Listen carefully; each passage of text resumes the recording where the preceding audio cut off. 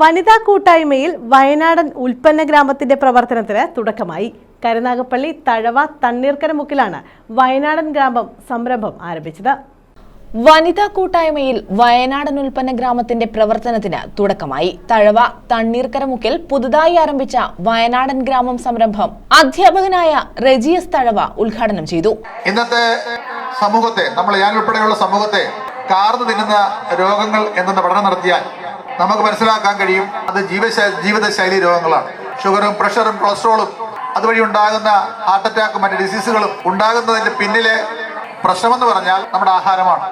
ആയുർവേദത്തിൽ അടിവരായിട്ട് പറയുന്നുണ്ട്, ഭക്ഷണം അത് ഔഷധമാകണം, ഔഷധം ഭക്ഷണവും.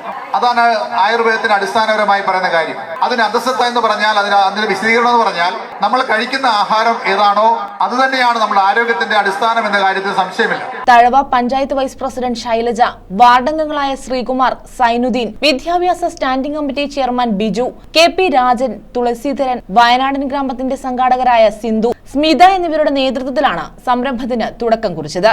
പ്രകൃതിദത്തമായ വയനാടൻ ഉൽപ്പന്നങ്ങൾ വിപണിയിൽ എത്തിക്കുന്ന സംരംഭമാണ് വയനാടൻ ഗ്രാമം. വയനാടിന്റെ തനത് വിഭവങ്ങളെല്ലാം ഗ്രാമപ്രദേശങ്ങളിൽ എത്തിക്കുക എന്ന ലക്ഷ്യത്തോടെയാണ് ഇത് പ്രവർത്തനം ആരംഭിച്ചിരിക്കുന്നത്. ഓൺലൈൻ വഴിയും ഉൽപ്പന്നങ്ങൾ എത്തിക്കുമെന്ന് സംഘാടകർ പറഞ്ഞു. News bureau, Karunagappally.